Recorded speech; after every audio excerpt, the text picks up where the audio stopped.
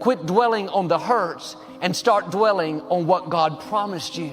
God is saying, did not I tell you I will give you beauty for those ashes?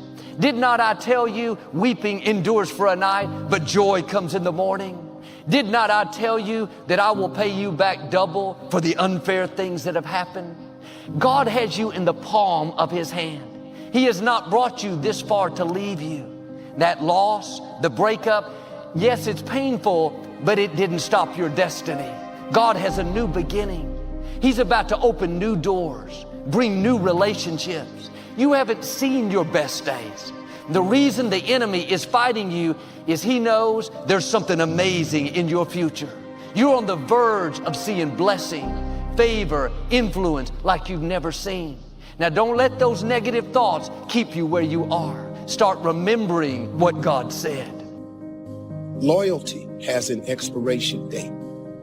The problem is when you're the nice person, your loyalty lasts far longer to certain people than it should, because their loyalty to you has been expired.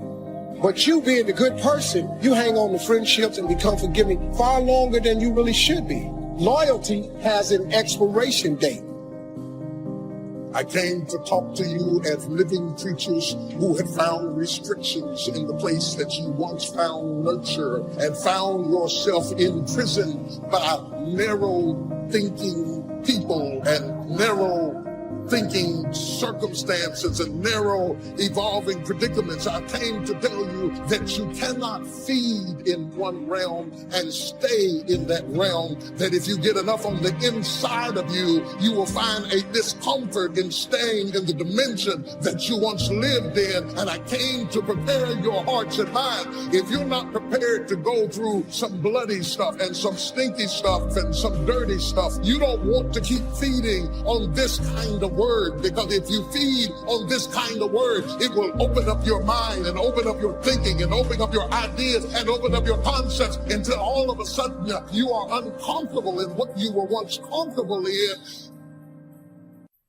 You're thinking on another level, and it's causing a separation, because what used to be funny isn't funny anymore. What you used to enjoy, you don't enjoy anymore. And what you used to be satisfied with, you're not satisfied with anymore. And all of a sudden, you don't fit in the places you used to fit in. And you don't even understand it. And they think you're acting funny, and they think you're acting strange. And they say things like, you forgot where you came from. I didn't forget it. I just can't stay in it.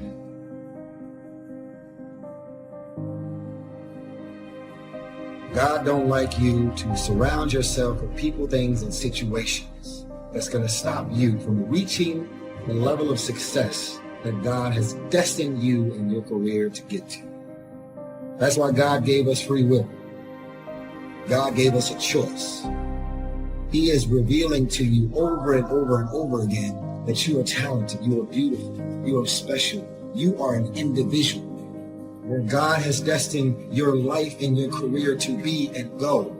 You cannot get there with all of the people that you showed up.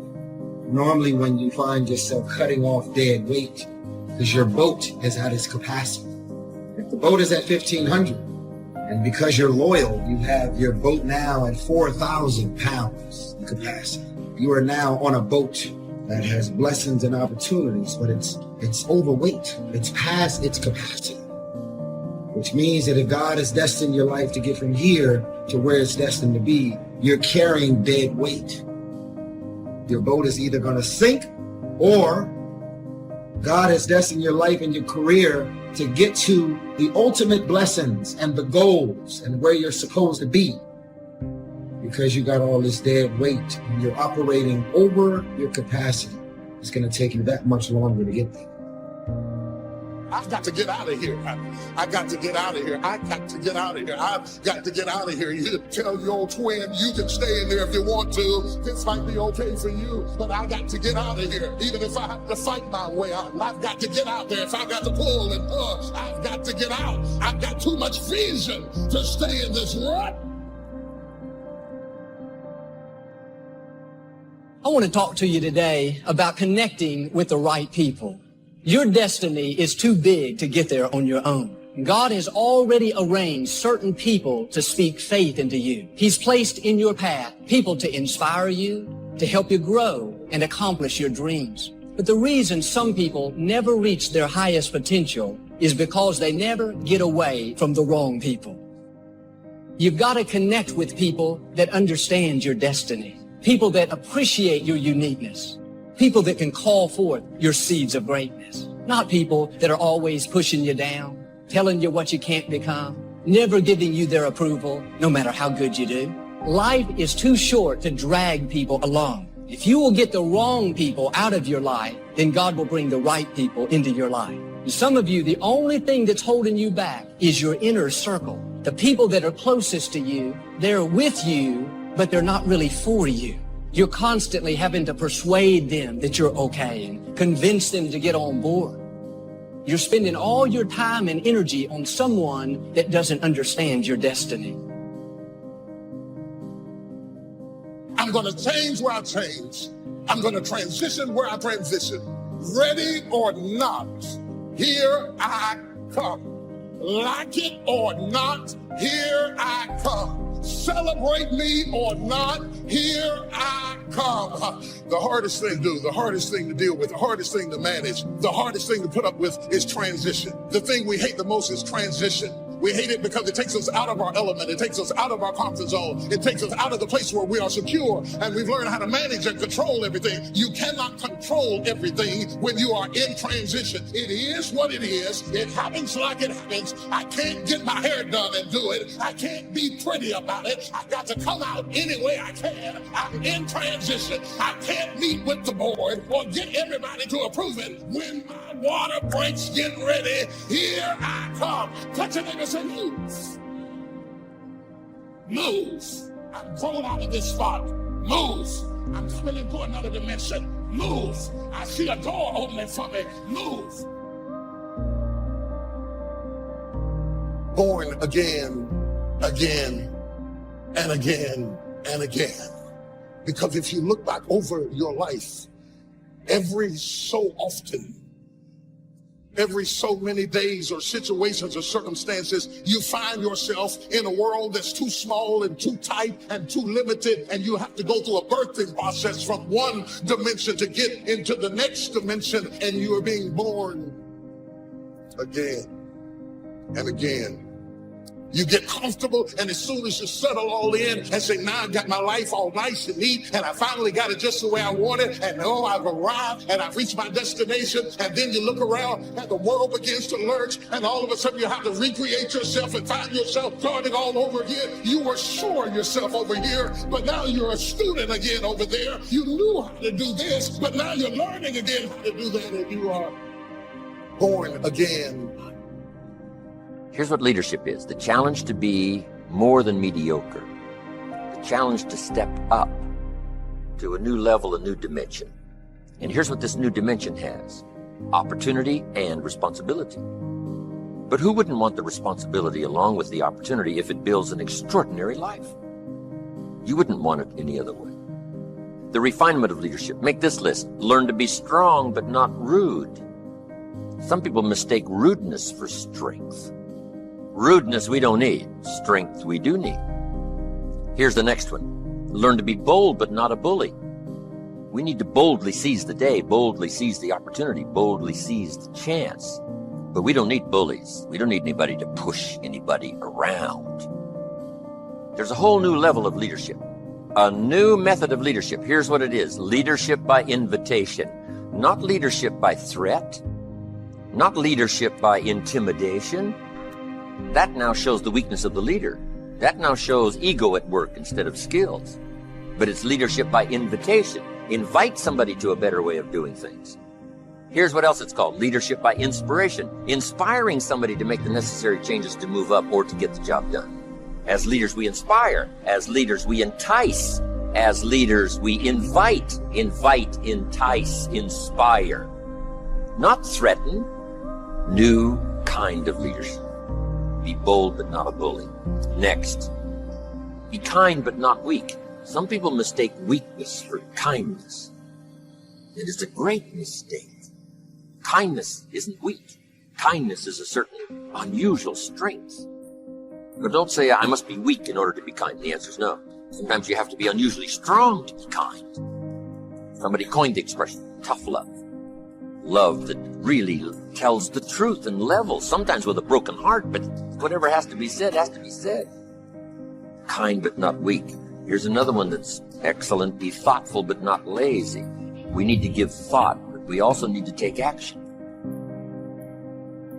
As you grow up and get older, you start realizing what actually makes sense for your life and what don't make sense for your life. You may revisit the things that don't make sense for your life occasionally sometimes, but that's when you decide what you want to have that moment. For the most part, because I grew up with my brothers and sisters, doesn't mean that we're actually going to walk in the same path. Because I have my friends that I grew up with doesn't mean that we're going to move and walk and have our lives, family, mind state, career choice, the way we think, the way we move, moving in the same direction. Some of y'all are loyal. Have this power struggle with this concept called loyalty. You're so loyal. You're watching your career and your life and your surroundings crash and burn because you're being loyal to those friends. They're insecure and threatened by you, and anything that you do and any move that you make, they ask you questions like, yo, what you got going on? And they seem to be curious. But as soon as you share that information deep down inside, they are angry, mad, jealous, and envious about anything that you have going. But you're so loyal. You're so emotionally tied to these people that you found yourself being committed to because you grew up with them, because you know, because they have the same blood as you. You hold on to things that don't make sense for the new season of your life. But because you actually know, because you're comfortable, because you're used to it, because they may know all of your business and your secrets, you hold on to dead weight. People are in your life for a reason. Other people are there for a season. But it's important to recognize when people's seasons are over. I found some people you have to love from a distance. They're still my friends, but they're not in my inner circle. Don't cast your pearl among swine. You could say your pearl is your gift, your personality. It's who you are. When you get around true friends, people that really believe in you, they won't be jealous of your gifts. They won't try to talk you out of your dreams. It'll be just the opposite. They'll help you develop your pearl, polish your pearl, enhance your pearl, grow your pearl. In other words, they'll give you ideas. They'll help push you further along. You shouldn't stay around people that don't value your gifts and appreciate what you have to offer. That's casting your pearl among swine. Humility is a virtue. Timidity is an illness. It can be cured. It can be managed. And if you are timid, you got to work on it. I'm telling you, it's a weakness. It's not a virtue. But you must turn your timidity into strength and keep working on it. And keep working on it until finally you have driven it into such a small corner that it does not devastate your life anymore. But humility is a virtue. Expands your ability to understand the vastness of it all and how small we are in relation to everything. Humility that causes you to get on your knees and talk to a child without any fear how you'll look. Humility to understand, yes, humans are unique, but in the vast space of it all, we're all pretty small. Yes, we know, but what we don't know is so much greater than what we do. Here's a couple of more. Be proud without being arrogant. There's something to be said for team pride, community pride, company pride, personal pride. But don't cross the line to where your being proud now becomes arrogance. Pride we need, arrogance we don't. Arrogance is usually the childish attempt to make up for lack of self-worth. The childish attempt to make up for lack of self-worth has a tendency to create arrogance. And you know the worst kind of arrogance? Arrogance from ignorance. That's the worst kind. If a guy's smart and arrogant, we can tolerate that. But if a guy's dumb and arrogant, that's hard to take. So now, all leaders must learn the basic laws so they can use them as illustrations as well as use them for productivity. Here's the first of the basic laws. Whatever you sow, you reap. Now here's another way to put it on the positive side. In order to reap, you must sow. Reaping is reserved for those who sow, who plant. To deserve the harvest, you must plant seed, take care of it in the summer, carefully harvest it, and then do wise things with the harvest. Now, here's the rest of the law of sowing and reaping. If you sow good, you reap good. If you sow bad, you reap bad. You can't sow bad and hope for good. You can't plant weeds and hope for flowers. It works both positive and negative. Now, here's something else about the law of sowing and reaping. You don't reap what you sow. You reap much more than what you sow. Now, here's what's important to understand on that. It works both positive and negative. The old prophet said, if you sow to the wind, you don't reap a wind. You reap a whirlwind. You got to be careful sowing to the wind. It doesn't come back as a wind. It comes back as a whirlwind. That's on the negative side. But now it also works on the positive side. If you plant a cup of corn, how much do you get back? A cup? No, a bushel for the cup. You get back much more than what you plant. It's the reason for planting, for the increase. Positive, negative. Now here's the next key to the law of sowing and reaping. Sometimes it doesn't work at all. The farmer plants the crop of the spring, takes care of it all summer, is an honorable man, loves his family, is a decent citizen. But the day before he sends the combines into the field, a hailstorm comes along and beats his crop into the ground, and it's gone, it's lost. So this time it didn't work. So now what must the farmer do? He's got to decide whether to do it again or not. Should we take another chance in the next spring? We would advise him to do so, even though he lost everything in the last harvest. And it didn't work. You didn't reap what you sowed. But here's the law of averages. Here's the odds. More often than not, you reap what you sow. More often than not, you'll have a harvest if you plant in the spring. There's no guarantee, but more often than not. And guess what more often than not is? Pretty good odds. It's better than Las Vegas. Incredible. Next, one of the most important laws to learn is the law of averages. If you do something often enough, you'll get a ratio of results. Once you understand that, the world is yours. Learning to employ people in the unique thing called the law of averages is stunning in its result in terms of fortune, future. In baseball, we call it batting average. Swing 10 times, get a hit. Swing 10 times, get a hit. Nobody bats 9 out of 10. Some of these guys are getting $5, $6, $7 million a year, batting 2, 3 out of 10. So you don't have to be perfect here. All you have to do is understand the law of averages. Now, even if you're only getting 1 out of 10, you can now start to compete. If you've been here a long time, you can get 9 out of 10. I just joined, I can only get 1 out of 10. I'm telling you, if we have a contest, I will beat you. Say, well, you just started. How could you beat me? It's very simple. While you talk to 10 and get 9, I will talk to 100 and get 10. I win. Isn't that clever?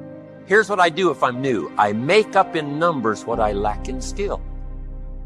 Once you understand the law of averages, I'm telling you, it's so exciting to work with the law of averages. Here's the next important law, called the law of faith. Faith is the ability to see things that don't yet exist. Faith, though, can turn difficulty into reality, positive reality. Here's what faith is for. Number 1, faith is the ability to see it as it is. Faith doesn't mind seeing it as it is because faith is a miracle worker. Faith does not ignore the negative. Faith uses the negative because if there was no negative, there'd be no need for faith. If everything is okay, what would you need faith for? You need faith because it isn't okay. Now, what isn't okay? Who knows? The situation that isn't okay. So here's what faith does. Number 1, faith does not ignore the negative because faith now stands as the miracle worker if you let it work. So faith sees it as it is. If it's ugly, it's ugly. If it isn't working, it isn't working. If it's a mess, it's a mess. It doesn't hurt to call a mess a mess. You don't need to fancy it up here. If it's broke, it's broke. If it's miserable, it's miserable. Faith doesn't mind admitting that. Faith doesn't mind seeing that. Here's why. Number 1, you can see it as it is. That's the beginning of faith, seeing it as it is. Now, here's the second step of faith. See it better than it is. Couldn't you see beyond the mess? The mess is for today. Couldn't you look into tomorrow? The answer is yes, I guess I could look into tomorrow. Humans have this incredible ability to look into tomorrow, to look into next week. Dream the dreams, make the plans, visualize, use your imagination, see it better than it is. Now here's the third step that turns faith into reality. Make it better than it is. Faith now must be invested in the muscle. But if you invest faith now in the action, you can take any situation and make it better than it is. Next, in the beginning of faith, seeing it as it is. Don't see it worse than it is. Don't blow it out of proportion. Some people have this tendency to blow it all out of proportion and say, well, it can't be that bad. If it's this bad, that's how bad it is. You don't need to multiply how bad it is by 10. Just as it is. That's the deal. As it is. Don't see it worse than it is. Now here's the next. Don't see it for more than it can become. There's a thin line between faith and folly. Yes, it's possible to see yourself as a millionaire, but not overnight. Somebody says, well, yes, I can see that. Don't see it for more than it can become in a reasonable period of time. Yes, if it dropped out of the sky overnight, but that's not likely. But it's still possible to be a millionaire. It's still possible to be rich and wealthy, given a certain amount of time working with the law of averages and all the rest of the stuff we've talked about today. So don't see it for more than it can become so that you move into folly instead of faith. Plenty is possible without being foolish. Now here's the next one. Give yourself a chance to understand that it could be far more in the future than what you can first see. Take the first step of what you can see, but give yourself a chance to be able to see it for more than what you first see. On a foggy night, if all you can see is 100 feet, here's what you do. Walk that first 100 feet, now you can see another 100 feet. You can't see the 200 feet. But if you can see 100 feet, you walk the first 100 feet, now you can see another 100 feet. So I'm asking you to take the early steps of faith. Whatever you can see it possible to become, start believing that. Have faith for that. And I'm telling you, as that starts to exercise, you'll be able to see it for more and for more and for more. The possibilities will start to increase in your own imagination.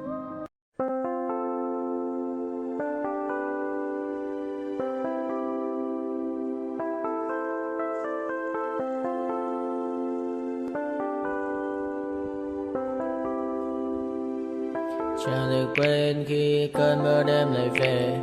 Em đã quên lời thề và ta như đông chìm sâu. Không còn mơ em anh nhận màu. Em chỉ cần mơ đâu em bay. Chỉ còn là những cơn mưa vô giá. Cho bên mơ em không mơ anh. Anh một đêm mơ. Chỉ cần bên em không được còn nhớ. Và chỉ có em không còn nhớ. Và người ta bên nhau như ngã tớ. Muốn nhớ người say em chỉ có mấy em ở đây. Và nhưng không muốn em mơ mày. Tình yêu làm cho ta đau đầu. Không em như mà mơ mộng. Anh như đeo mong cầu.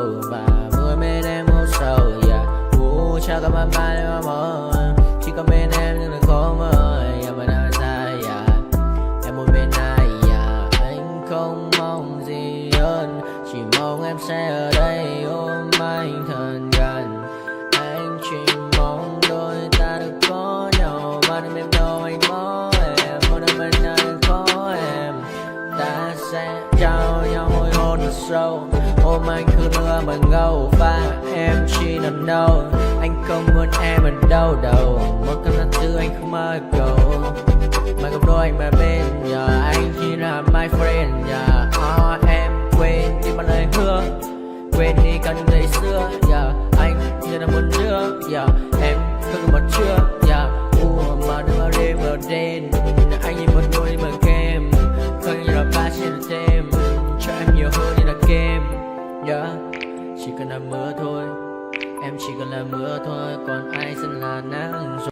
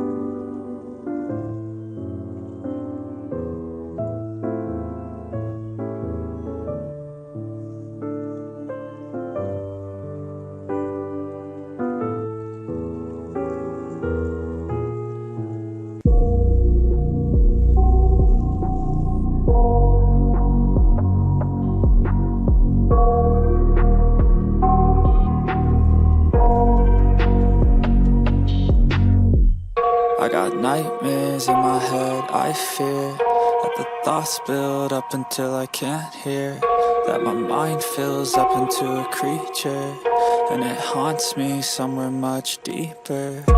Anxiety, filling up every space, no privacy. And silently, it could build and build until you finally see, whoa, it's taking over, damn no closure, moving closer. No exposure, I just wanna be a loner. Some can't stay sober, looking over all their shoulders, like moving boulders just to get out of the home. It sucks, I've had enough, I don't wanna feel the stuck under the rug, all my problems that I shove. I got nightmares in my head, I fear that the thoughts build up until I can't hear, that my mind fills up into a creature, and it haunts me somewhere much deeper.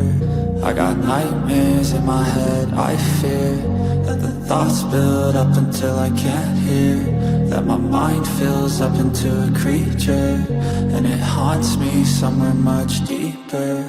I've been feeling weird, I can't seem to focus good enough. Nothing's really clear, sometimes it could be a little tough. I just need to feel like the end's in sight for me, but let's be really real, anxiety can foggy all this stuff. I've been feeling weird, I can't seem to focus good enough. Nothing's really clear, sometimes it could be a little tough. I just need to feel like the end's in sight for me, but let's be really real, anxiety can foggy all this stuff. It sucks when you finally feel like giving up. Oh God, no luck, everything feels like you're sticky stuck. I'm lost, handcuffed to the bed where I sleep, don't give a fuck. Can't stop, unplug, feeling overwhelmed, I think I've had enough. Gotta find a way to get some energy, gotta find someone who's a good friend of me. I need purpose to make it all worth it, I'm still searching and I'm still learning. I want a life that's filled with memories, not a life with regret and frenemies. I need focus to keep me from hopeless psychosis if I keep moping.